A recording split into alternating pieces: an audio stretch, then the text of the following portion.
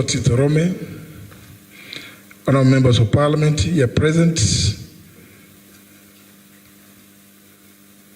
the great lady who administered the oath, Eunice Lumalas, assisted by Council Dewanjiru. Ladies and gentlemen, good afternoon. My colleagues in the United Opposition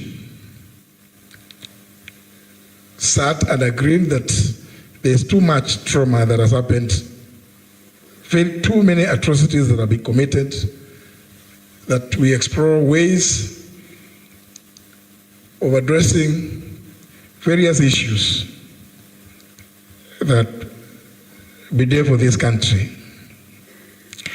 I will be calling on them to make their statements at an appropriate time because we will not be long ourselves. Safe to introduce this subject.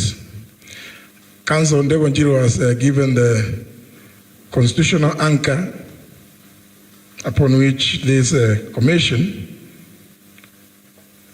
PRJC, is posited. But I also want to observe that in all societies, emerging from a history of oppression and gross human rights violations, face the challenge of reconciling their past.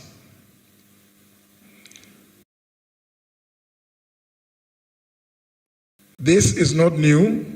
It has happened in various parts of the world. A people-led commission seeking to restore justice among its citizens. I want to appreciate that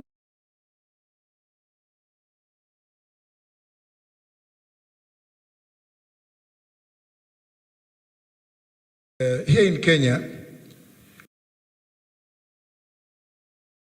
we've had some numerous attempts to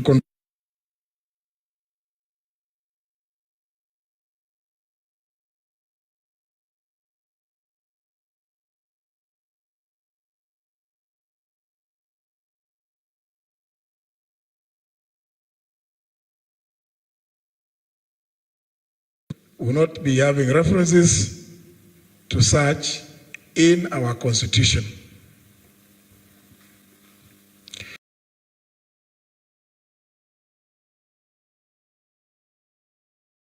Memories about the events of the last few weeks, this month indeed, last week, the week before. Is it possible for the parents, relatives, and friends of those that were brazenly gunned down by policemen to accept and move on? The various efforts that we've seen, including prosecutions, are done in such a way that you can tell from the start that they are designed to flop, leaving families and communities with long-lasting bitterness. Indeed, you leave families, communities, neighbors traumatized. We are all quite aware that after the madness of 2007, 2008, post-election violence,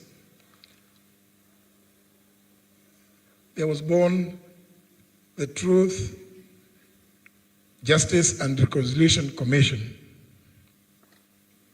It was anchored on an act of parliament. But I don't know whether my two friends, Honorable Robert Mbui and Honorable Mule, would remember that actually, during the 11th Parliament, government moved an amendment to the TJRC Act,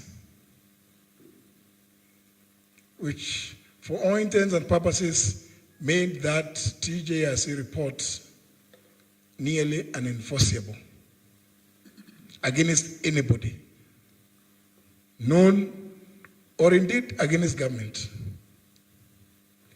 Yet, during the TJRC report, it has documented various historical injustices committed to individuals, families, communities.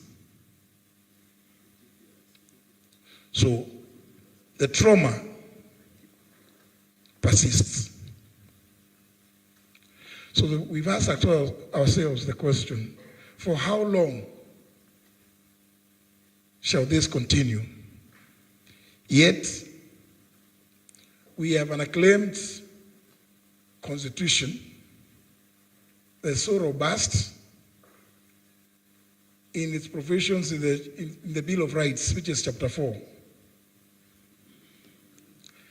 How are those victims, their relatives, friends, and communities to receive justice?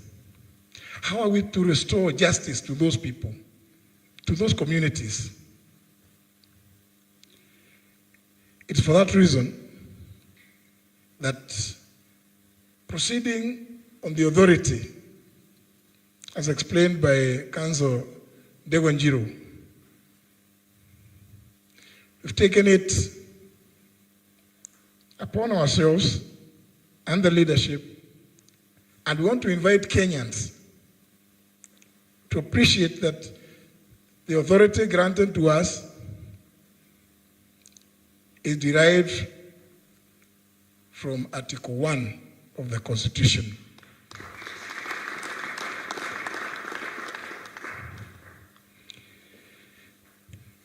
Our approach and core values will adopt a restorative justice framework rooted in the African values of Ubuntu. And this approach prioritizes restoration of dignity to victims and survivors.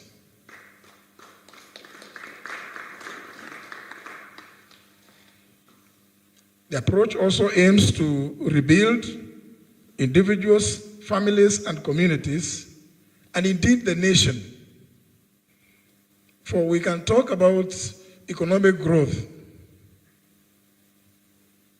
but what does it mean to the mother whose child was taken more than a year ago without trace and has not received any answer as to whether the son is alive or dead?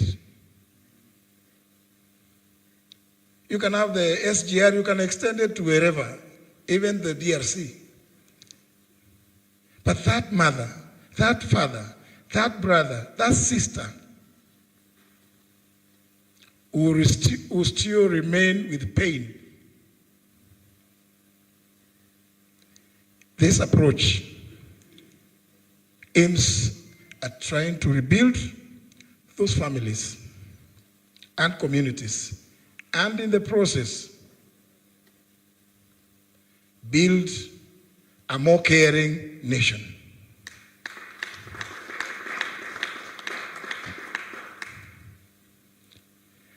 In the process, we will seek to establish the truth, Mheshimiwa Mbue, and see whether we can bring some healing and some form of closure. And then, where necessary, bring in forgiveness and reconciliation. We also aim through this commission to put to an end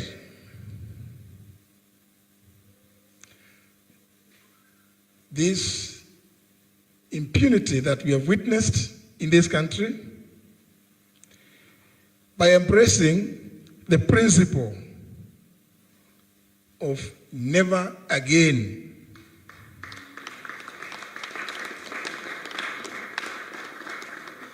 Never again. By also putting memorializing, and through remembrance. We also aim to create mechanisms to support healing. And through our partners, seek to do compensation and restoration for victims, survivors, and communities.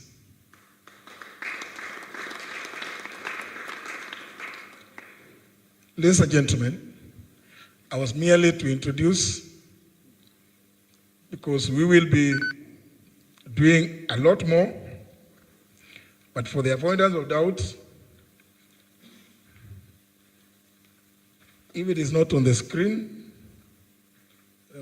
Ben, is it on the screen? I wish to announce,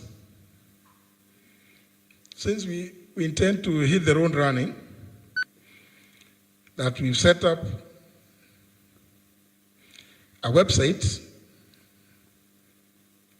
for ease of engagement with the public, through which we will receive petitions, representations, and other material, whether anonymously or otherwise. Other programs will be announced by, I don't know whether it is it on the, it's there, eh? Very well, thank you very much. Other programs which we intend to undertake will be communicated by the other colleagues with whom we've taken the oath of office, because we intend to hit the stage running. So that was merely to give you the approach that we intend to use. You'll be given staff relating to how we intend to address the culture of impunity, how we intend to carry out investigations and preserve evidence. There will be measures which will be interim, and I wish to assure Kenyans that whatever they give us is so secure. We should not worry about certain mischievous activities that we have seen in recent times from government trying to interfere with things that are done in all spheres of governance. But we will not be limited to merely human rights violations. We intend to also deal with issues that relate to state capture, as well as institutional corruption.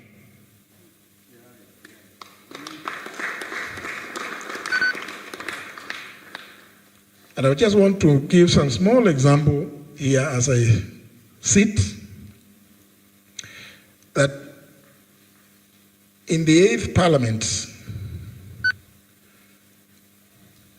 some effort was made, led by the Honorable Musikari Kombo. Of course, when, as you all know, Kanu was whitewashed, that report, which had what we used to call the list of shame. When Kanu was whitewashed by NAC in the elections of 2002, the efforts led by the Honorable Musikari Kombo gave rise to two very key pieces of legislation that are still in force today in Kenya, but very, very sparingly used. One, of course, we know because we have the EACC, they always pretend to be doing this or the other. But there's a key governance legislation that came out of that effort. The Public Officer Ethics Act, number 3 of 2003, alongside the Economic Crimes, Anti-Corruption and Economic Crimes Act, the ASECA. We intend to give effect to these laws because we believe if everybody inculcated what is and practiced what is in the Public Officer Ethics Act, we would see very little institutional failure brought about by endemic corruption in this country. With those remarks, ladies and gentlemen, allow me to invite the moderator to call the next commissioner. Thank you very much. Thank you very much for listening to me. Another round of applause for the chairperson. Thank you very much. Now, this function for today has been put together by a very young man called Ben. So if anybody ever imagined that the millennials, the Gen Zs and the Alphas are not ready to take over the reins of this country, you are in dreamland. They are ready. So Ben, please just come so that people can recognize you. Ben, and then of course this Ben. So the success behind today's function is this young man. And of course, he received guidance from the back office. I know I've caught you unawares, but it's important that people know. Just stand up from wherever you are. I know you don't want to be seen, but just stand up and wave. Just stand and wave. You can even cover your face, but stand and wave. We recognize you. So there was a team behind this young man who have put this function together. So thank you, Ben. We appreciate you, and God bless you.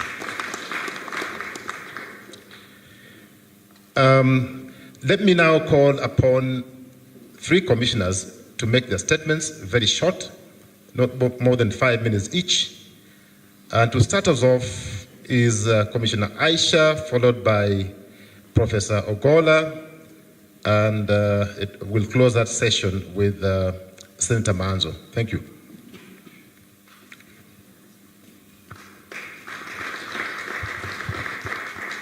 Good afternoon. Your Excellency Kalonzo Musyoka, The Excellency Eugene Wamalwa, Chairman Jubilee, Saitoti, all elected leaders, Wakenya wenzangu, hamjamboni. Mine is to say today is an important day in this country because this country we've lived with burying the truth and running away from our past. Since independence, we've faced a lot of challenges, massacres, police brutality, corruption, a lot of pain, but we ran away because we want to move on and we want to assume that every time we will create a solution, the solution has never come. Kenyans are each and every day crying because of injustice, whether economic, whether legal, in terms of now what is happening from human rights to health to education. It's still an injustice. We are where we are as a country because of the culture of move on. And today we want to say we cannot move on because healing as a country is important. We cannot heal when, since independence, there's a lot of historical injustice, and even now it is coming through a new formation of abduction and killings. Today is an important day because we, the people of Kenya, are saying enough is enough, and I'm urging all Kenyans that this is not about today and tomorrow. It's about the future of this country. And that for once as a country, we will not run away from the atrocities that are happening. And we will not say, move on. Today is an important day because it is the Kenyans who every day wake up to work and build a nation despite being wounded. Mental health is at the highest as a country. You cannot talk about education and health and other things when a woman is missing her child at home and she does not know what that child did. We have a crumbling police docket that instead of protecting Kenyans, they're the ones going for Kenyans. We are now degenerating to now having people hiring goons to come and attack another Kenyan. But you're forgetting that it can be your child you're attacking. It can be a sister or a brother. We are forgetting that these things continue to remain a scar. I personally recently lost my beloved father, and it doesn't happen on a normal occasion. For mine, it was a natural cause, but I can imagine you never understand the pain until you sit at the front seat. So there are millions of Kenyans since independence who've lost loved ones, and up to date, you're told move on. Up to date, there's been never a solution towards historical injustices. And if this generation that I am in, we keep quiet, we will also be blamed 5 years, 10 years, because we will have kept quiet at a time that we were supposed to give a solution to our motherland. Today, I request Kenyans, this commission seated here is more than willing to work with all Kenyans from all walks of world. It is for you to help us by sharing through the website. Soon the chairman will announce more other platforms so that you can share videos, you can share petitions to enable us work. Today we are saying we will not sit and be quiet as our country goes to a different trajectory that we did not envision. We want a country where we are not suffering from mental health. We want a country where equality is there. And we want a country that no one is above the law. Because if you pray that institutions will not be caught up with corruption, intimidation, and that we will not have a corrupt judiciary, a corrupt police force, and other institutions that are key in this country. We are simply saying that today marks the start, that we will move as a country to accept we will not bury the truth, to also accept we need healing and restoration, but most importantly, there are people who must be held accountable individually for what they've done to our motherland. Because Kenya is me and you. Today, I want to say that it marks the beginning of a journey that as a country, we must not relent and we must not accept to continue the way we have been by covering what has been happening. Generations have come and gone.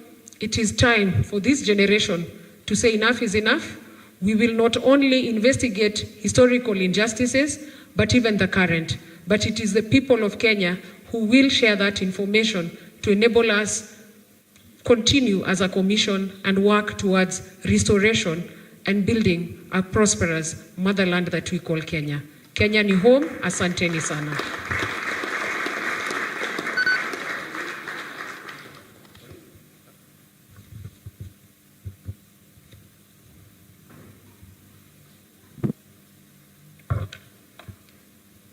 Good afternoon, ladies and gentlemen.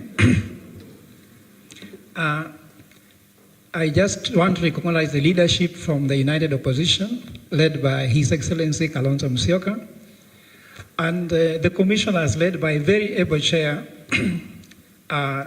Honorable Justin Muturi. I want to say that there is no better day than this in Kenya. And Chair, had we done this on the eve of 25th last year, we could not be where we are now as a nation. So I'm looking at the audience and look so serious. Some of you have not seen someone smile at them the whole of the day. Please, can you smile at your neighbor at least to... Somebody might receive a smile or to get a chance to smile today at all. Because we look like we are mourning, but I'm sure there's hope. Chair, as you said, never again. The word never again is important. Allow me to say that the commission is quite interesting to me because when you saw Bishop Orwa praying, Bishop Orwa, I remember the day there's a child who died in Kibra, in that river, and there was money for the so-called disaster response. There was no response. And I went to Kibra and made the sign of the cross, and I walked with people from Kibra without looking for police notice. We walked up to the Senate and met Senator Manzo. Senator Manzo, without appointment, welcomed us and gave some support. Nowadays, we don't say what they gave. They'll say themselves. He gave some support to the family, but took us through the offices, but still we didn't get the money. So I am standing here, people calling him the people's economist. That's how people are suffering. Because I want to speak just on economic injustice in Kenya. I want to say that economic crime is a problem everywhere in the world. But in Kenya, it's not just a problem. It is now a profound crisis. Crisis, a problem is there. But when a crisis comes in, it's more serious. It has now posed existential risk to our nationhood. It is systematically diverting vital resources that should be used to bring good life to people, education and health. But not only that, it's also being used. Economic crime is going to start. Imagine someone takes money from you to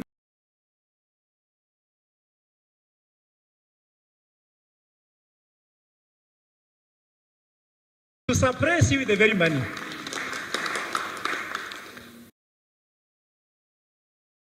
When I hear my brother John Buddy, that he's an expert, and he has increased budget,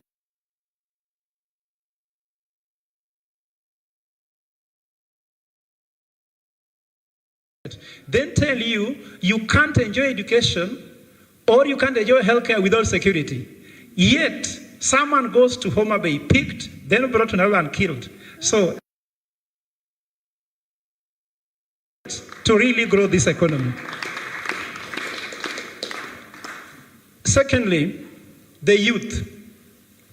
These youths are very intelligent. Why they are dying is because of what they have between their ears. They are too. The only thing the one can do is to hit their head to death. And I was in the mortuary with my brother, late Albert Ojwang. They were hitting his head until they broke the skull to his brain. Why? The one who died on the street, to the brain. What is wrong with them targeting the brain? Why university education then killing people? So these are what I call economic crimes. And what I'm trying to say is that I want a dream of a world when youths will be so free that they can survive without someone's support. Because what is happening in Kenya, you must know somebody or worship somebody to become somebody. I'm sure young people, you can't accept this. I remember when I grew up, when I was in Testimonies here at some point, when I came to the village, I went to say hi to my uncle who was high ranking. Then he told me, I am a son of nobody, so I can't talk to him because he's a son of somebody. So for us young people, I'm not very young, but I think I'm youngful or youthful. They say when you know nobody, you are a son of nobody, you know nobody, so you become nobody. This is what they want in Kenya, and I'm happy the leadership of the chair, we will try to fight that. The economic crimes have made it difficult for the business community to do business because you have to know somebody and sing them. You have to sing them unless you become professionally handicapped. If you look at the guys singing the current administration, they are very intelligent, but if they don't sing the current administration, their professionalism is useless. I'm sure we don't want to have that world. And our country is slowly gliding into hopelessness. Gen Z says, the fear is gone. You heard that, ladies and gentlemen? Dignity, human rights, constitutionalism, and the rights is what is. Only one who has nothing to lose, loses fear. A rich man cannot sleep outside a house on the street because they have something to lose. So after being ripped of your all economic benefits, ripped of dignity, ripped of lives, what do you fear? You fear nothing. So when you hear young people saying the fear is gone, means we've taken everything from them. And that's why we need to restore. So the People's Restorative Justice Commission is here to restore hope. With time, we shall give you reason to hope again. The worst thing to be without is hope. Without hope, who can wake up? Tell me, if you don't have whether you can wake up, you have no hope there's be, even there's this meeting. Well, how would you come here if there's no hope? So we want to ensure that victims will receive long-term support through a dedicated restorative justice fund. I was making a joke with my brother, Danson Manzo. When now MPs go to parliament and MPs are here, they want all kinds of funds. But funds to support people like Ojuang, they want it to be in donation. That must change under this leadership. Serious economic crimes, looting, sabotage, and state capture will be investigated and be prosecuted under the leadership of this commission. Recovered assets will support victims and rebuild our economy. We will also have to ensure we memorize these struggles so future generations to come will know the cost of injustice and vow what our chair says, never again. We even ask the public to take an oath, probably, that never again. Everyone might have to take this oath, Chair, as you said in our meetings, never again. We will make economic crimes so painful, but not profitable like it is now. And I go back again to my brother, expert, John Mbadi, who says that he's proposing a way on which if you steal money from Kenya, you can invest the money in Kenya.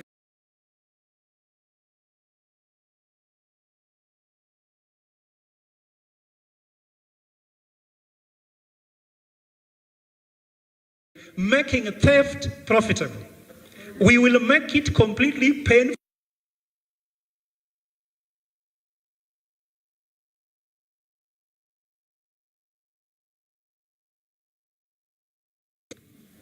That's what we want to bring across. So that of John Mbadi, we call it in economics, wisdom of fools, because used to steal from him, then give him back. That's the only fool thing that we call it thoughtless experts. I'm about to finish, so don't be bored. Justice is finally underway, fellow Kenyans. The commission wants to take Kenya back to Kenyans because at the moment, Kenya is not in the hands of Kenyans. You don't feel that you are in your country. We have a dream that the Kenyan media will be full of conversations inviting people to come and see Kenyan miracle. We talk about the Singapore miracle. We don't have a miracle? You mean Jesus never came to Kenya? Or maybe there's no Muhammad here? Pastor Orwa has prayed, isn't it? Do you mean God did not come when he prayed? Sheikh has prayed, God didn't come? We want people to talk about Kenyan miracle, not Kenyans discussing about the Singapore miracle.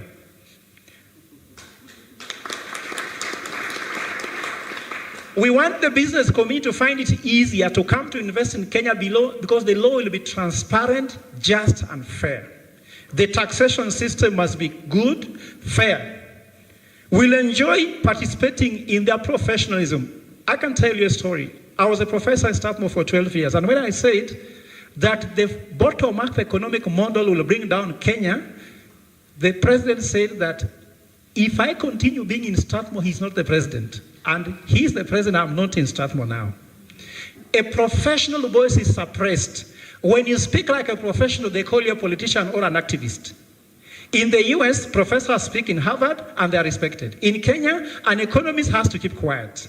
And I'm sure, Chair, if you talk to the people you work with, you tell them, can you come to the commission and present? They say, yeah, I don't want to be seen. And these are professionals.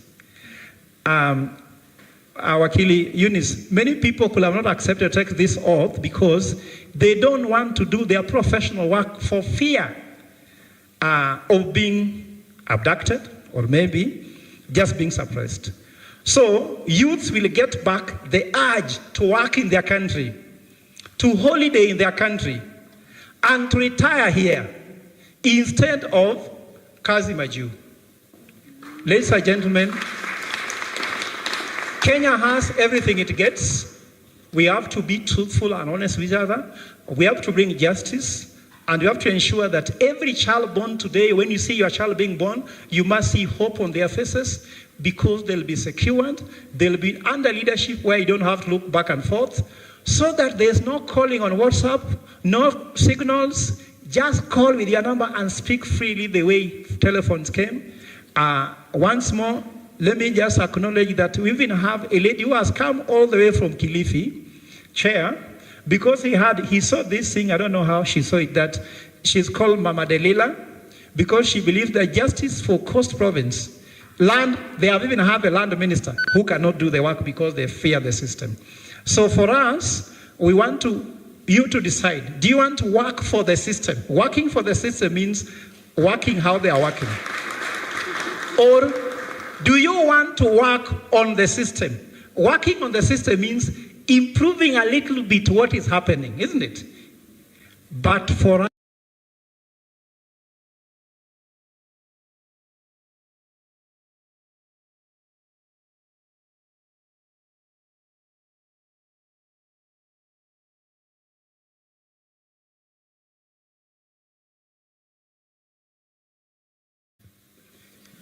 Thank you, Your Excellencies.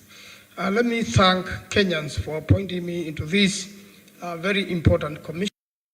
And I want to talk about, very briefly, about state capture of public institutions. This has happened in the ministries. It has happened with the serious organization like ESCC, the Kenya Police,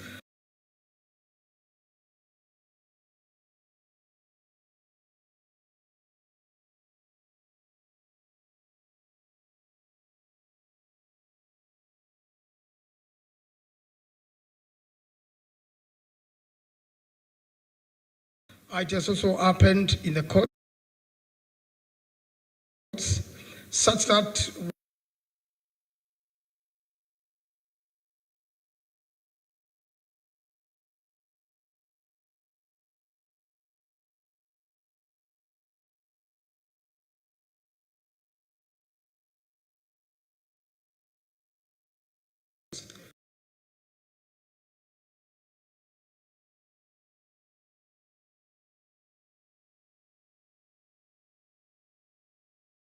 know who killed Rex Masai, why he was killed,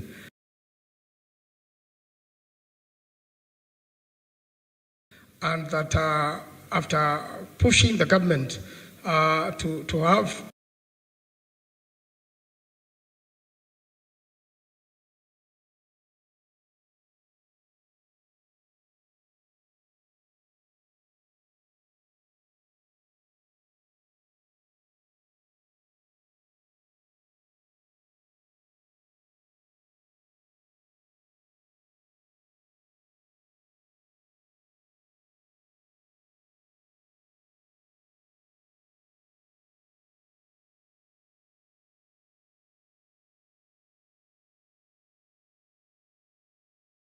many years to ever, get the culprits face the law. If you are to go through other injustices committed to other people through the same way,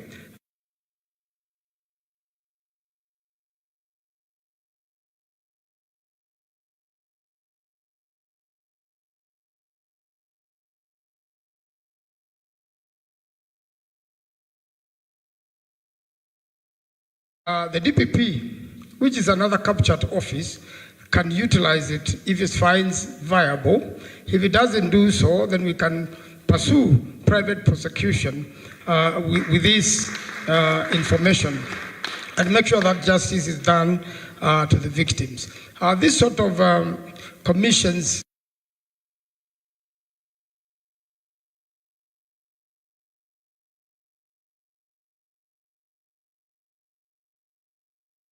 in Rwanda and many, many parts of the country, if you look it through the Google. And to deal with this, we really want to make sure that we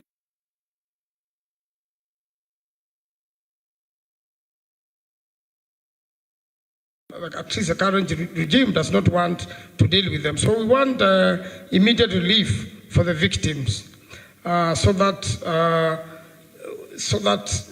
relief is not negotiable.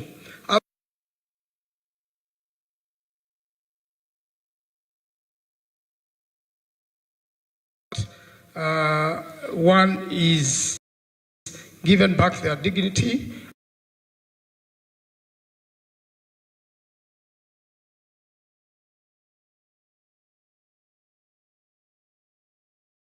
And they are compensated.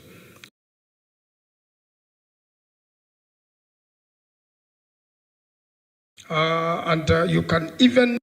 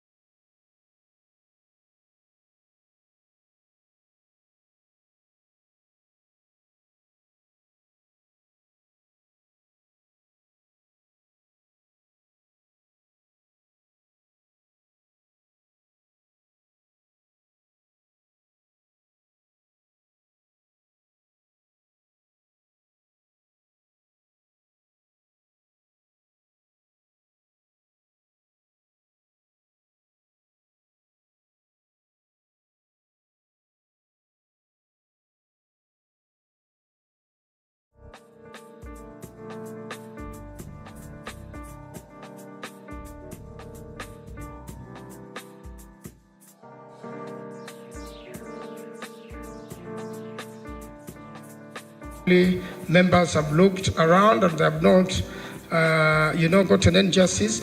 We are Bob Jaggi. Bob Jaggi, you can come.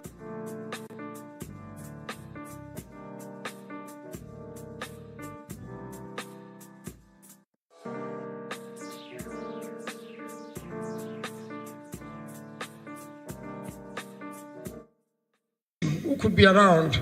And I've not mentioned you. I know there's a Mr. Mteti. Mr. Mteti, if you could also come forward. These are...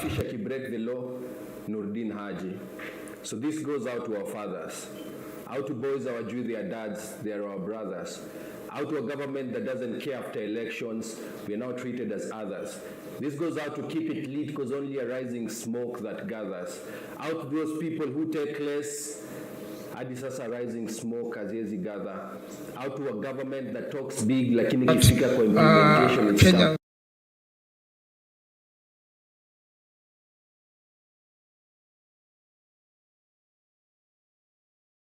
Can know what happened to your son.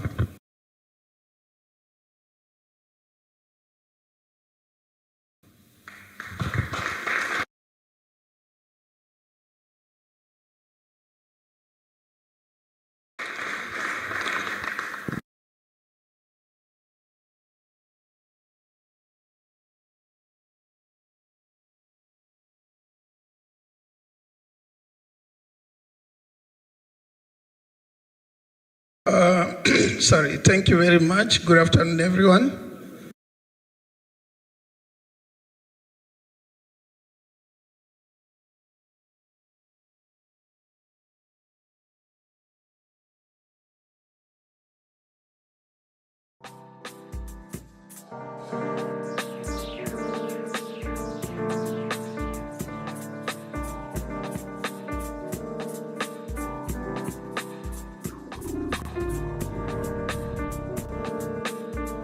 I was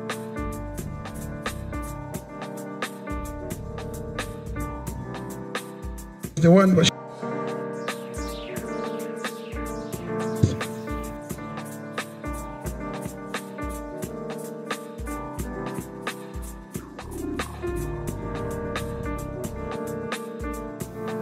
so the next day, not even the next day, the very, very night.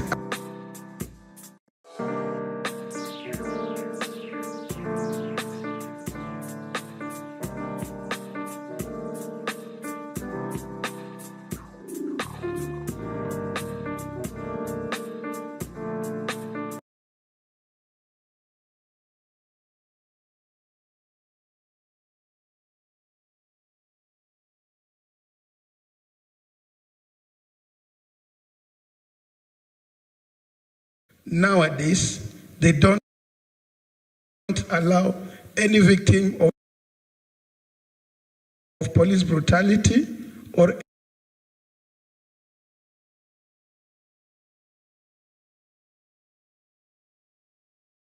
anybody who has been killed through a mob justice or police.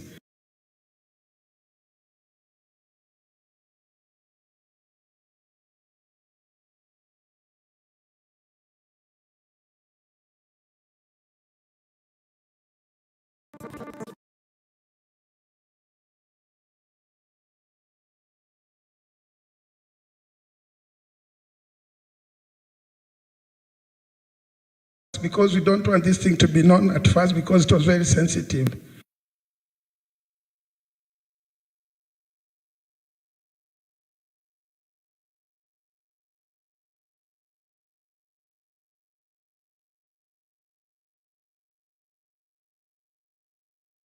Were accident victims.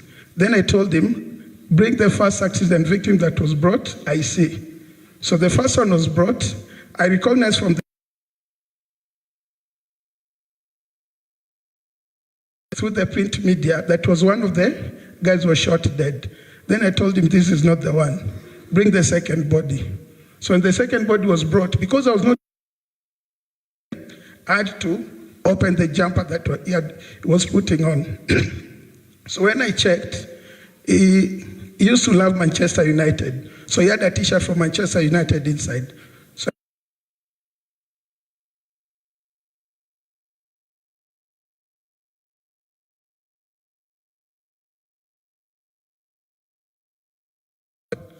then I told my cousin, this is Shakil. So from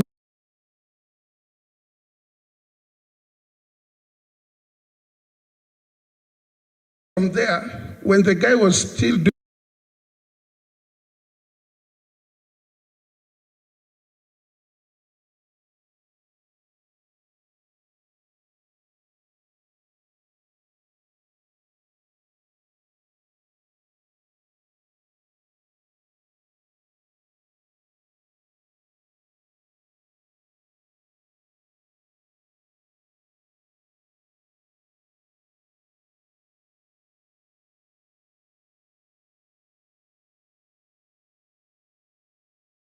doing other things, I happened to see the registry.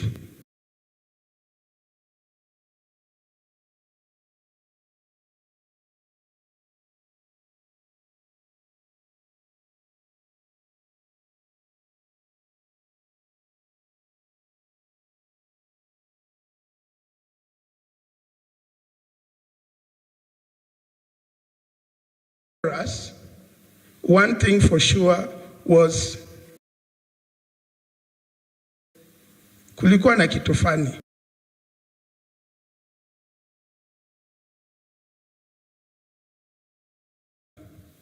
The boy, when we saw him first, he was drenched in blood.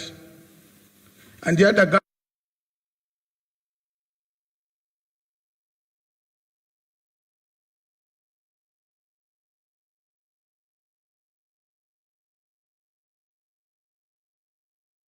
and even the clothes had been cleaned, the blood was cleaned up.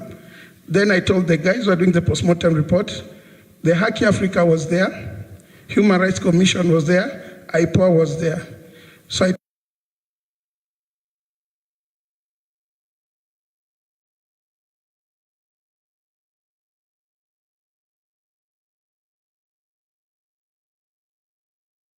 So the postmortem was done, and it was truly established that the boy died from gunshot wounds inflicted by a police officer within Kitengela under the... That was it. So we have been following up with the IPOA. The IPOA took the report from me. They wrote a statement from me. But from then until now, not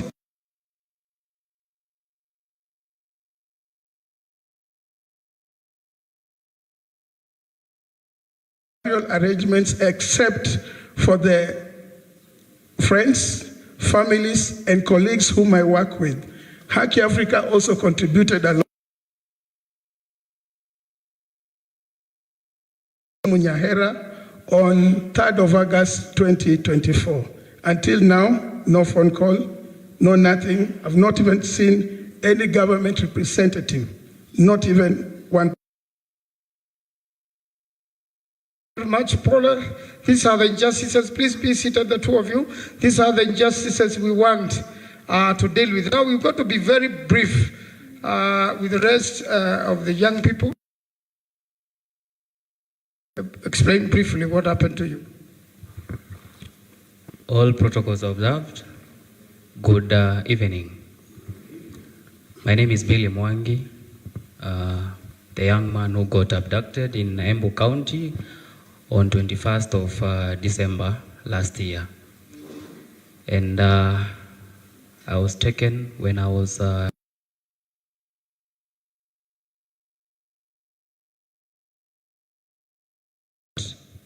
and taken to a place that I don't know, where I was receiving beatings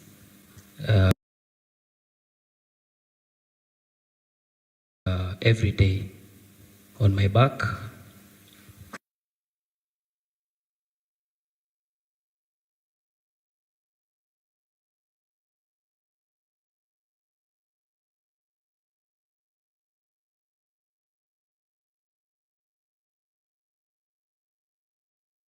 Given little food that kind of intoxicated to tamper with your normal thinking. But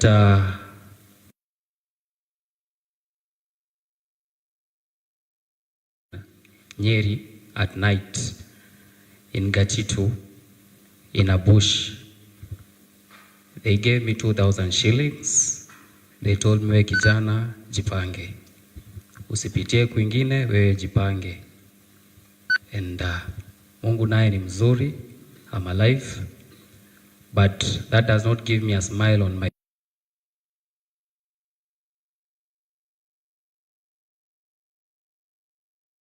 Kina Shakir and others having their son and daughters killed. And I hope please, the next government that we will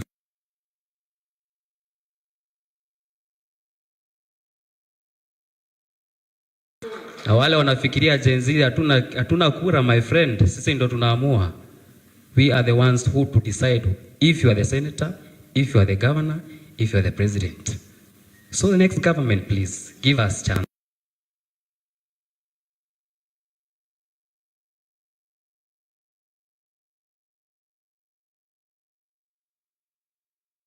Deepest condolences to the family affected, and I hope they will be compensated. And tuko pamoja. I will be vying for the senatorial seat in Embu County.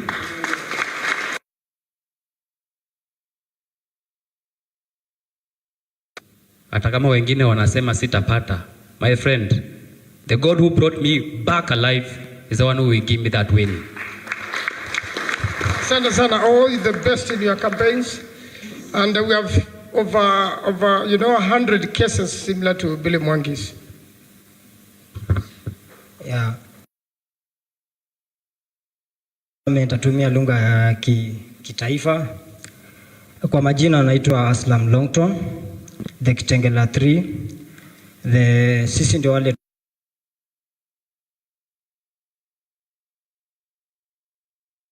kwa abductiwa kwetu na state ni sababu tunapigania bad corruption, bad leadership na kupigania haki zetu sisi vijana kama kawaida, kutaka pia sisi vijana tukuwe na opportunity, tupewe opportunity kwa hii government ili tuweze kuliberate na kutetea haki wote. So kwa hayo tulichukuliwa 32 days mimi na ndugu yangu Jamil Longton pale Kitengela. 32 very so painful kwangu na familia yangu. At that 32 days sikuwa nimerealize pia Bob Njagi alikuwa ameabductiwa. That 32 days effort mingi sana kwa hii government ya Kasongo. Sikuamini wale wenye walikuja kuniabduct na kunitolea more guns. Nilikuwa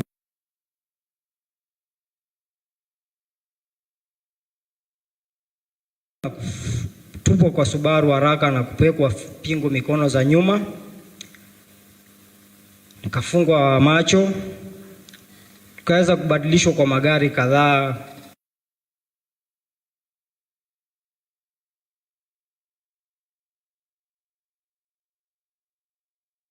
Yoyote anafaa kuwekwa, sababu pale mahali mateso kwa ya unyama hali ya juu, number 1. Number 2,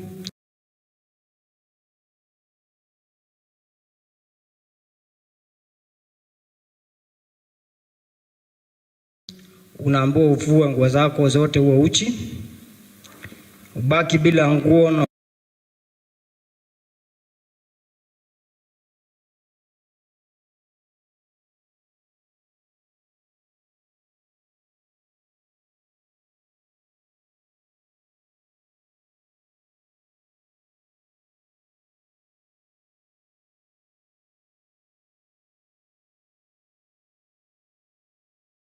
nikisema people power tunasema higher power. People power?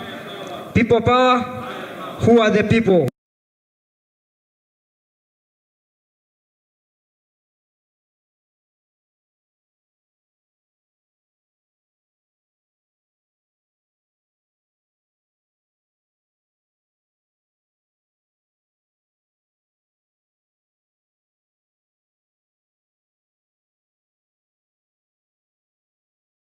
Tumeachieve chenye tupeleka kwa street, tumeachieve. Youth wamepata jobs, tuko na some watu wengi sana youths wamesoma kwa hii nchi, wako na ma certificates. Tuko na madada zetu wakienda kuomba kazi, wengine hata ni vitu hatuwezi ongea, ni vitu ya aibu, but we need change na we need opportunity for the youths. Ni hayo tu.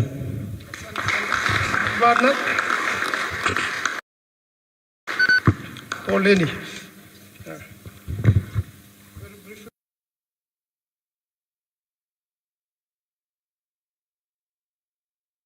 Bernard, one of the few guys who were abducted last year by the Kenya Kwisha government.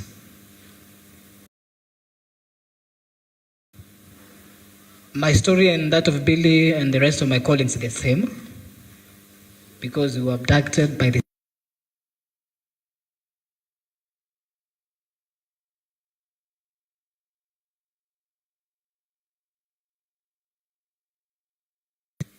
I don't want to speak about what we went through because Billy has explained and my colleagues have said the same. Beatings, you are stripped naked, you are given food once in a while, you are questioned, you are asked why Kali. In fact, they told me that their mandate there was to protect the presidency, under whatever circumstance.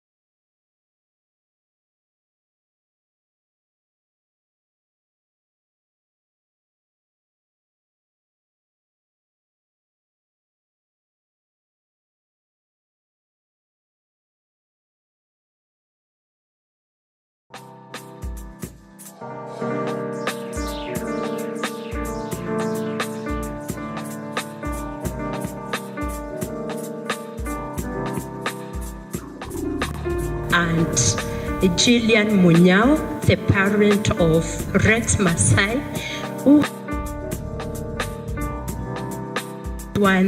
for him, he received the first bullets on that particular day. I remember I was also receiving tear gas. I was at Pronto. You know that my nephew had been gunned down until I saw the clip where he was being taken from, to the place where they were receiving first aid. And so, with all humility,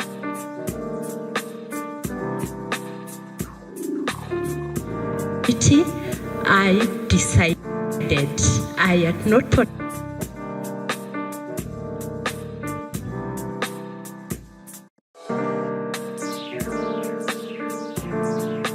I'm failing Mwaitu, I am failing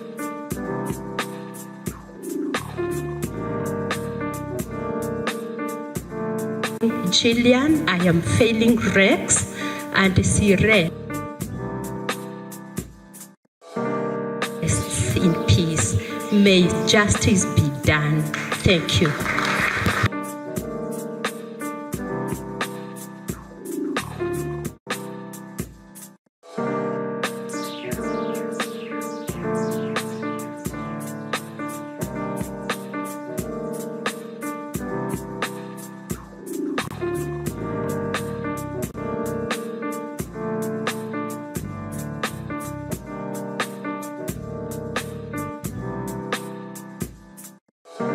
I hand over the mic to our chairman. I just want to say two things as I sit. Dr. Stephen Kalonzo Musyoka, I know you're a very religious man. You are very forgiving because I've worked with you.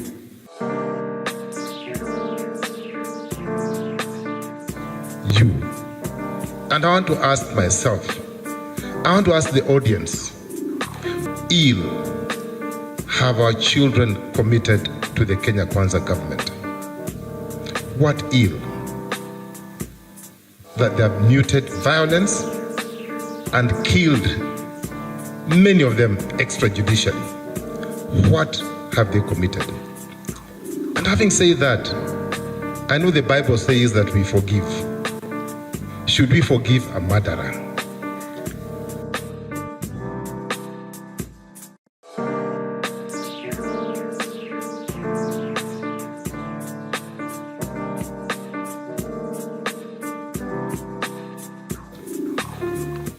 You may be forgiven if you murdered somebody like Philip Kisia, who was on the 6th.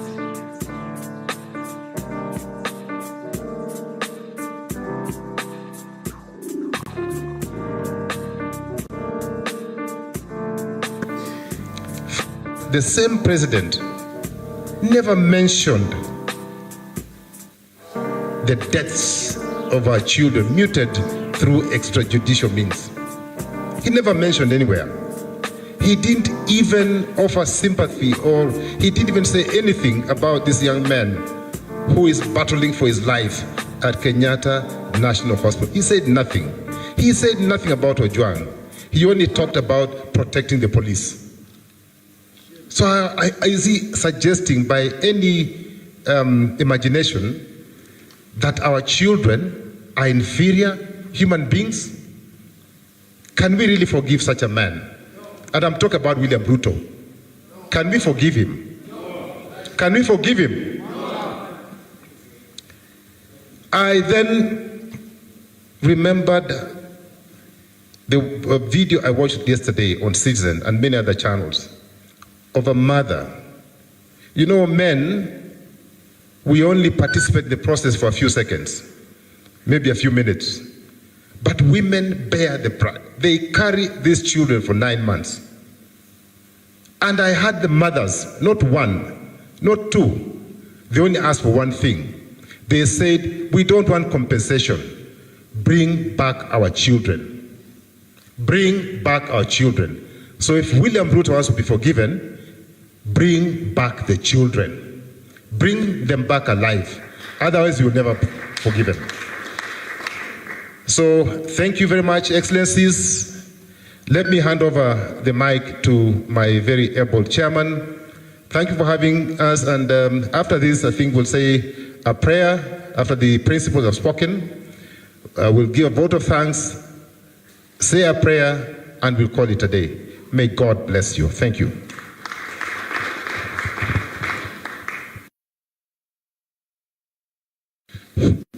Thank you very much, the programmer, Mr. Philip Kisia, and thank you very much, the parents of the young man that was shot in Kitengela, for giving us your story.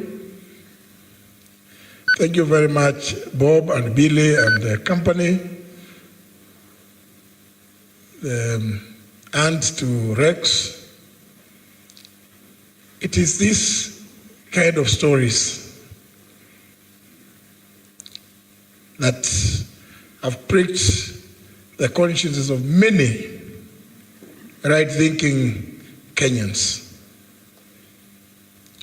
I believe to others, and I think what Philip has just said is a demonstration that there are others who think lives of innocent young Kenyans don't matter. Indeed, I think as Professor Ogola did explain about the economic area, I'm sure you saw just last week again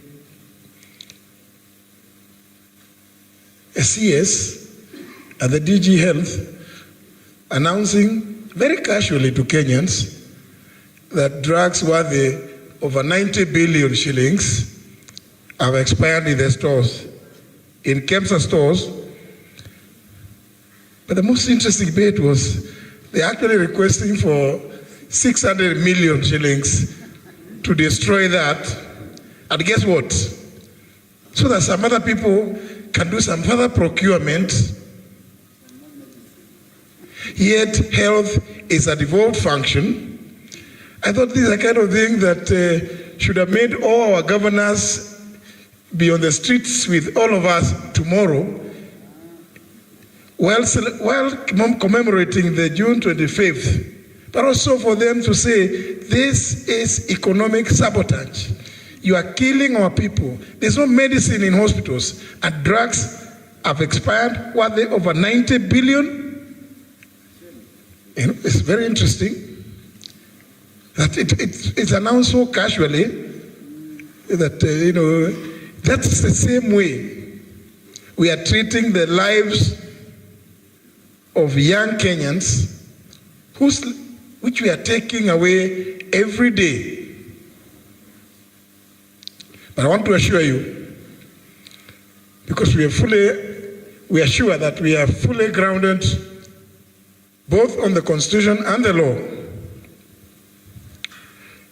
Bob and Tim, where we have material, we will make the determination on prosecutions, because we do not actually need the permission of the DPP to initiate private prosecutions.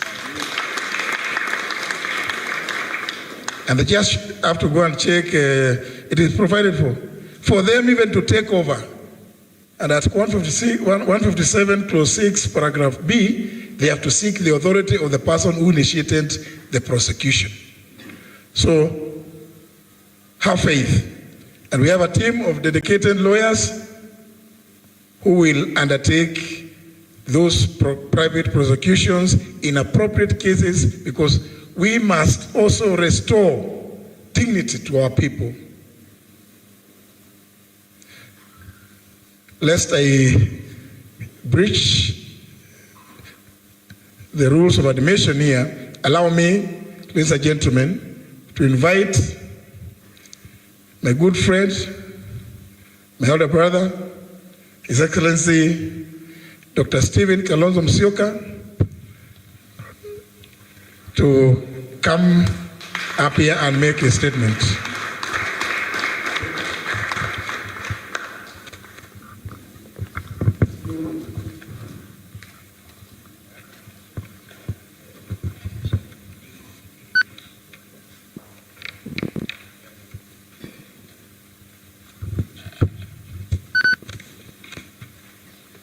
Well, Professor Gola, you asked us at some stage to smile.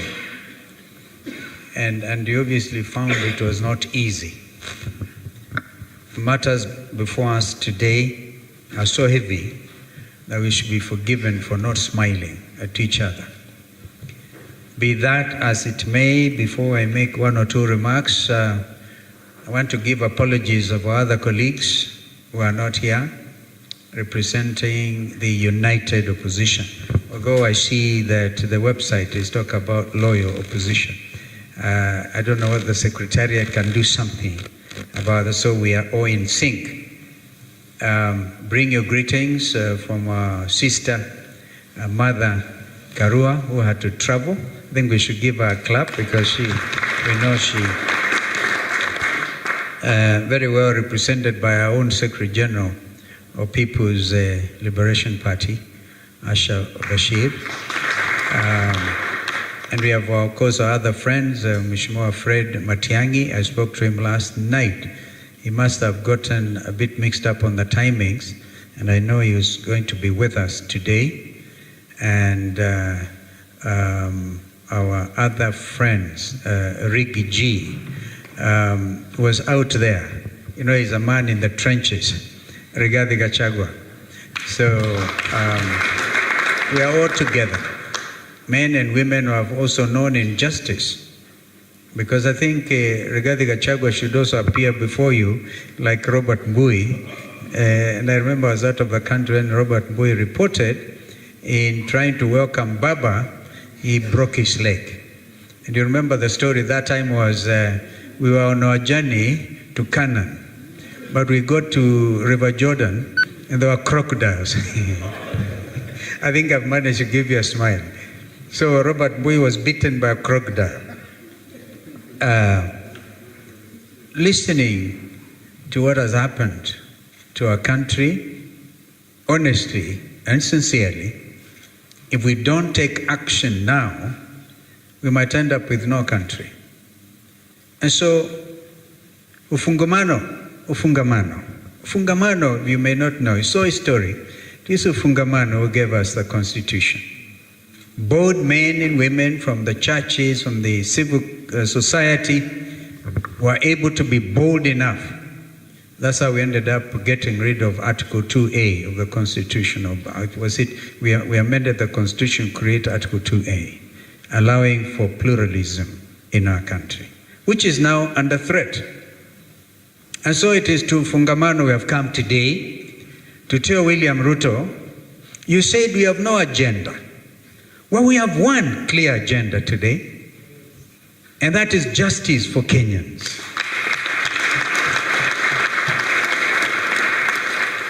Now follow suit. You have been told this is not the first commission of this type world over. Look at Brazil. In fact, a bishop was funded to start a People's Commission. This People's Commission is not an act in vanity, or indeed acting in vain. Look at the quality of his leadership. Justin Biden, I've heard of a new name, Biden, Muturi, JB. That's where the B comes from, the JB. And you give us a name of my learned friend here, my brother, Eugene. The name was it aflatoxin? No. Something along those lines. I'm trying to give you a smile, at least.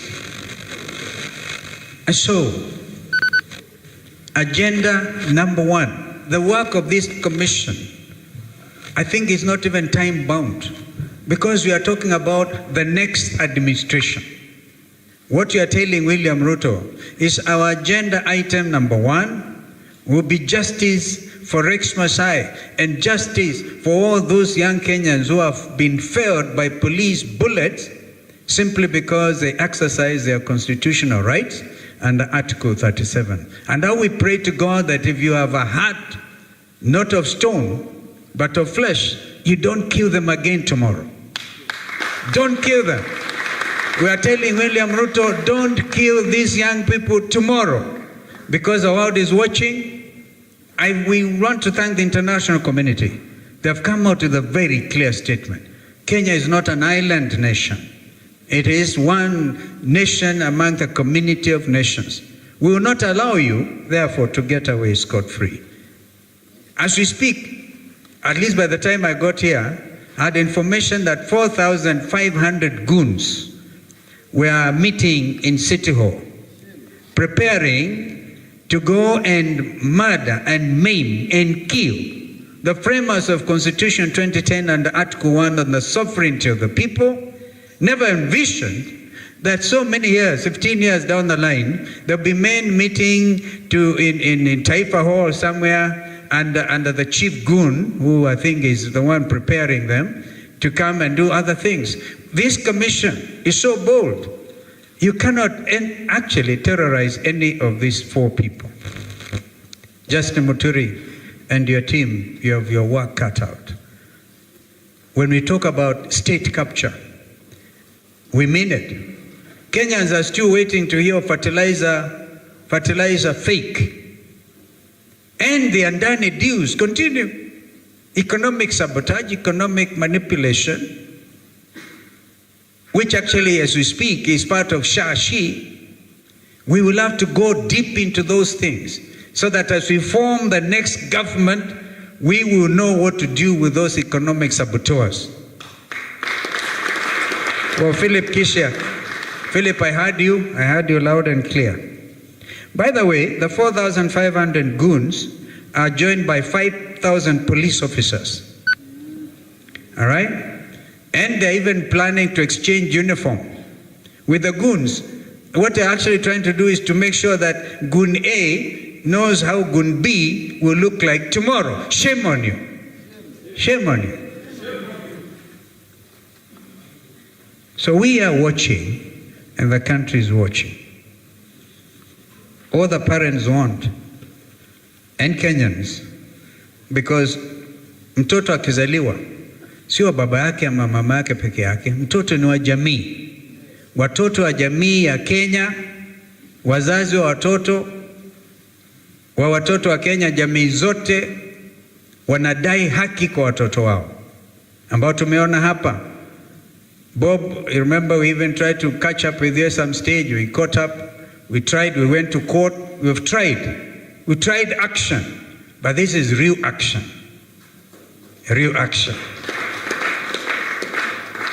And so, please feel free to come out before these very competent men and women who are there to make sure justice is done, and this commission, therefore, is a precursor to the pursuit of justice for every Kenyan under Constitution 2010.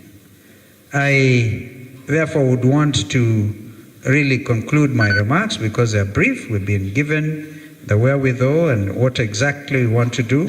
Tomorrow, we're going to sit and see. Let there be peaceful demonstrations. Let there be peaceful demonstrations.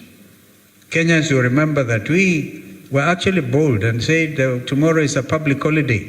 If anybody was doubting, William Ruto has himself confirmed that tomorrow is a public holiday. In honor of our young Kenyans.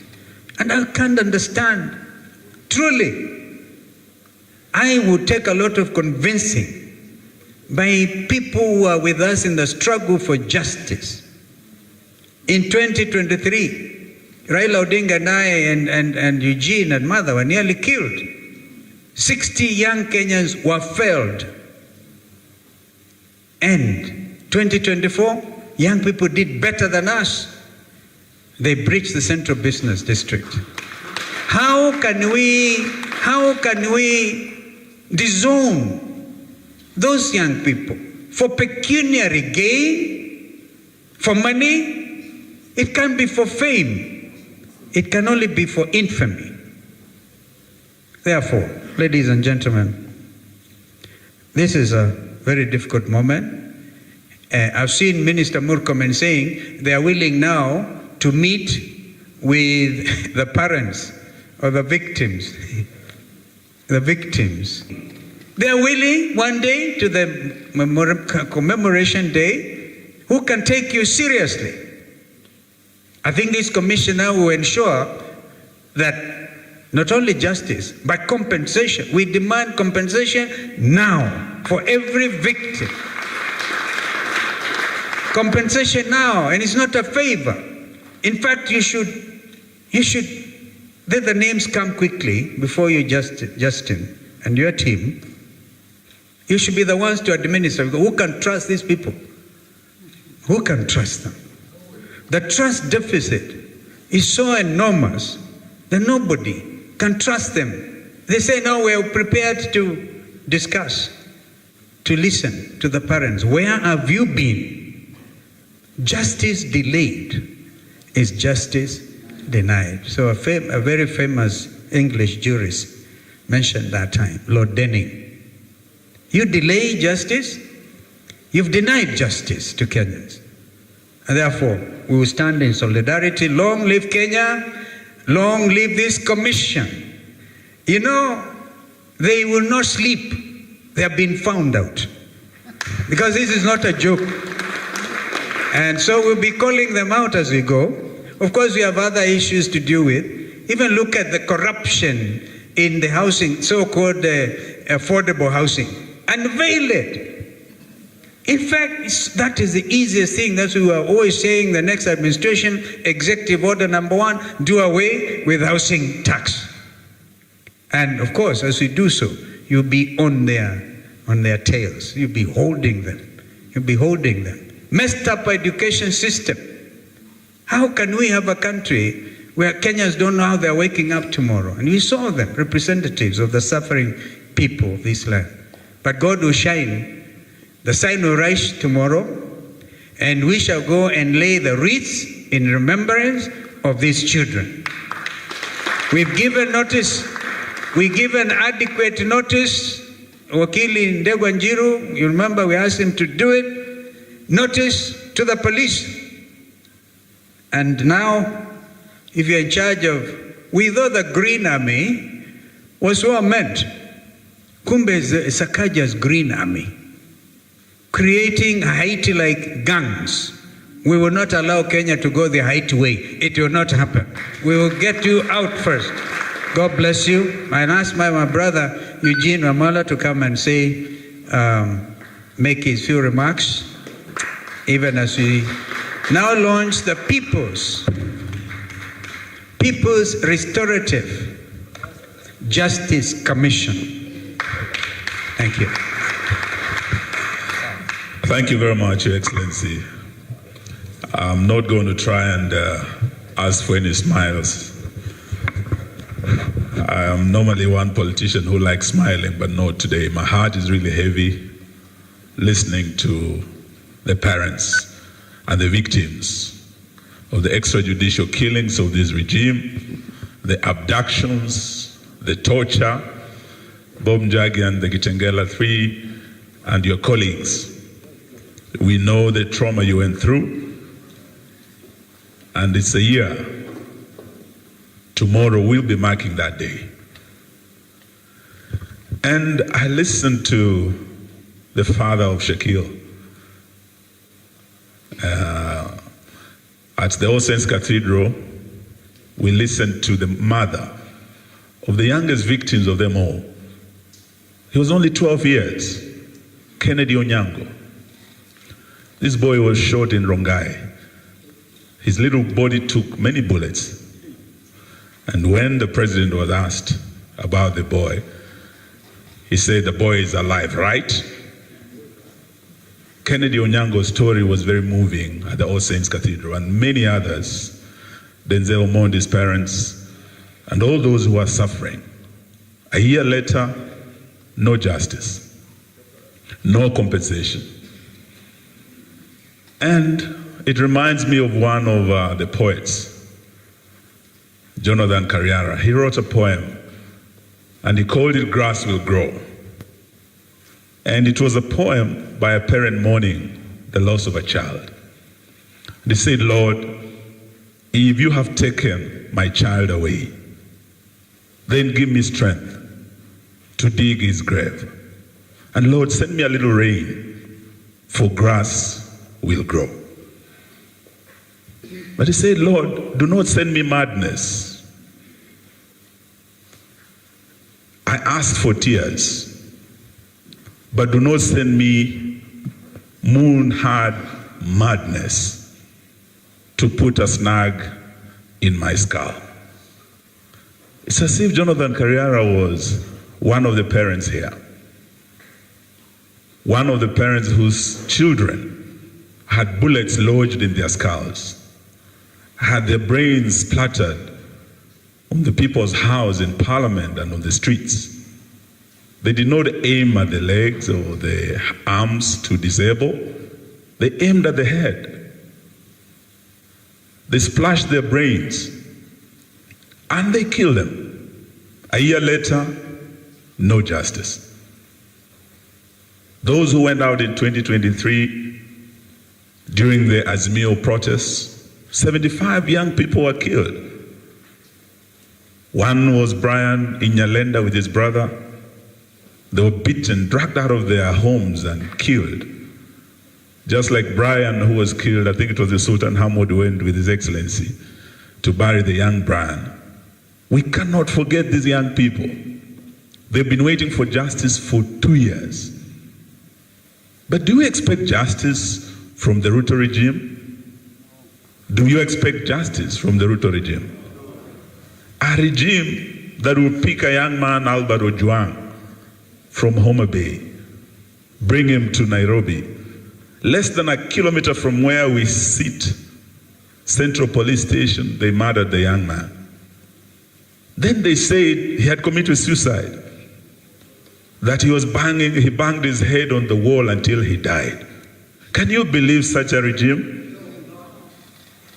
A regime that shot young people in Kitengela, Charles Owino, Shakil and his colleagues.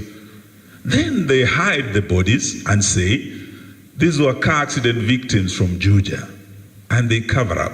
We've heard today from Shakil's parents. They tried to cover up, but they went and found out what had happened. Can you trust a regime like that to do justice? If they were covering up, the police bullets, if they had not been found lodged in the heads of these young people, we would never have known their story. And that is why today I want to thank, I don't know where Ben is, and the young people, the brains behind this organization. We salute you and we salute all the courageous young people who through their brilliant ideas such as this, and through their rage, backed by their courage, who came out to face this ignoble regime. Today, we also thank J.B. Mturi and this team for accepting to take the onerous task, because it is not easy. And just starting from what we have heard here, there are many Kenyans whose stories are still untold, who would want to come up and open up and speak and let their stories be heard, because this government will always try to cover up the truth. But through a system that we are setting up, truth will come out and justice will be done. And even if it's not done by this regime, as your incoming government, we want to give you our word, justice will be done. So the work you'll be doing is not just academic work. From what you're doing in the next 12 or 15 or so months, we have no doubt from every corner of Kenya, we have heard Kenyans speaking loud and clear that this regime will be a one-term regime. And if it's a one-term regime, it means it's a regime that has less than 2 years. By the time this commission completes its work, we will be ready under the new regime to implement the work that you are going to be doing. And we will, because one thing we have said as the People's United Opposition, there are 3 things we are seeking. Unity. liberation of this country from this corrupt, bloodletting regime. But the last thing we must do is restore our country and its lost glory. And the process of restoration starts with plans such as this, because justice cannot be done by this regime. We need to restore hope by the people of this republic in our key institutions, the judiciary, parliament that has been captured. There's completely loss of faith in this parliament because it was captured. So today, even as we launch this commission on the restoration of justice, we want to say we must learn from our lessons. I was the Minister of Justice in the Kibaki regime, and when I took over that ministry, the Truth, Justice and Reconciliation Commission had been paralyzed. There was an attempt to abort that commission, the Kiplagat, Ambassador Kiplagat Commission. We were able to work around the clock to get the TJRC Commission to complete its work, to compile its report, and to submit this report to the President, Mwai Kibaki, Vice President Kalonzo Musyoka, and Prime Minister Raila Odinga. I was a member of the 10th Parliament, and J.B. Muturi is right, because after that report was presented, in the 11th Parliament, some things happened that actually made sure that report was never implemented. These are some of the steps we must take outside the regime that is unwilling to do justice, and through such innovative means, we will be able to achieve it. We are hearing a president give an empty apology, a conditional apology to the Gen Zs. And that president does not want to face the truth. I've heard him today talk about peace and security and tell the police of Kenya he's 100% behind them. He has confidence in them. You do recall a year ago, after the Gen Z killings, that same president came out and said there was a gang of dangerous criminals who wanted to overthrow his government. And he said the police did a commendable job. He congratulated the police for the killings and the work they did, killing our young Kenyans. A year later, on the eve of the commemoration, he has today at State House hosted the same police and commended them for the good work they're doing. And he has told them he's 100% behind them. To me, this president has given the signal to the police to do tomorrow what they did best on the 25th of June last year. He unleashed the police on the people. He unleashed the military on the people. Today, as we speak, we've heard from His Excellency Kalonzo Musyoka. Over 4,000 goons have been hired. How desperate can you be, Banaruto? Shame on you. Shame on you. That you can unleash the rogue police on your citizens. Even deploy the military against your citizens. A year later, KDF stands deployed against the citizens of the Republic of Kenya. Anywhere within this republic today, William Ruto, because of the parliament that's under capture, has a blank check to deploy the military against any citizen in any of our 47 counties. God forbid if Bwana Ruto, you want to use the military tomorrow. If you want to use the police in the manner you used them last year. And if you and your teams want to deploy goons against these children. All we are asking, as Jonathan Carriera said, is that Lord, give us the strength. Give the parents the strength to come out tomorrow and mourn their children. To come out and have the strength to lay flowers at the gates of Parliament, to commemorate their children. And in this endeavor, as the People's United Opposition, we will stand with you, the families, the victims. We will walk with you tomorrow. And we're asking the police to do what they are supposed to do constitutionally. Don't criminalize protests, demonstrations that are rights guaranteed by Article 37 of our Constitution. Your work is to escort and provide security for the demonstrators. It is not to shoot and to kill innocent, unarmed protesters. So tomorrow the world will be watching. We appreciate and welcome the strong statement by the international community. All the diplomats have said to Bwana Ruto, demonstrations are guaranteed by your constitution. Allow Kenyans to protest peacefully tomorrow. As the People's United Opposition, we ask all of you who come out tomorrow to do so peacefully. Don't come armed. Do it in the same style the Gen Zs did it. If anything, just your phone and a flag of Kenya, as they did it. Anyone who comes out armed with any machetes, know that he's not one of us. He's one of the 4,000 goons, state-sponsored goons. And the people dealt with them last time. I'm sure you who has been given 500 shillings to come tomorrow to rough up the protesters, you will meet your fate. You will meet your fate. Let me not say more than that. I just want to thank you once more and to say congratulations, JB, and to say you are one of the victims. Your son was abducted. When you lead this commission, you are doing it on behalf of many parents who felt your pain, who felt your pinch. May we ensure that justice remains our shield and defender. And apart from Parliament, I had what I'm going to say.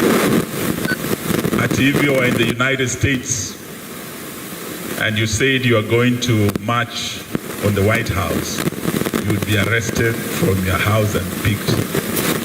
And people are not allowed to demonstrate to the White House.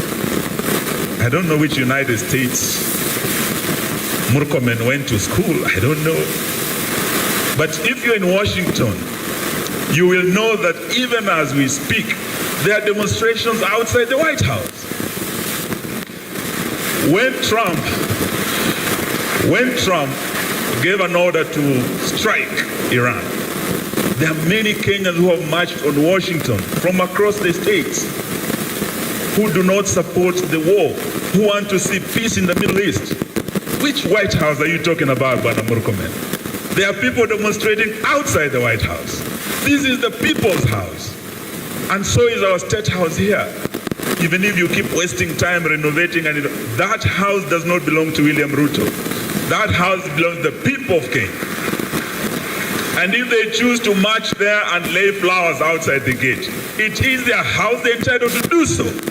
Stop this fear-mongering, Bwana Ruto, with your cronies. If we choose to go to the People's House Parliament tomorrow, as we shall, with Kalonzo Musyoka, with Bwana Matiang'i, with Rigathi, and all those of you who wish to come and stand in solidarity, Bwana Mbui, you are our leader in that house. Come out and meet us and receive our flowers and receive the families who have the right to come and honor their heroes and commemorate with their children. May God bless us tomorrow as we march in solidarity with the Gen Zs. Thank you and God bless you.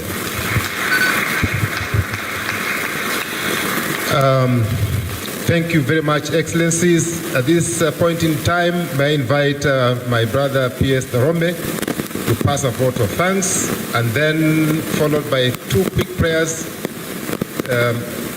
Tafadhali. And after that, we'll have a group photo of the victims, the chairman, the commission, and the political leader.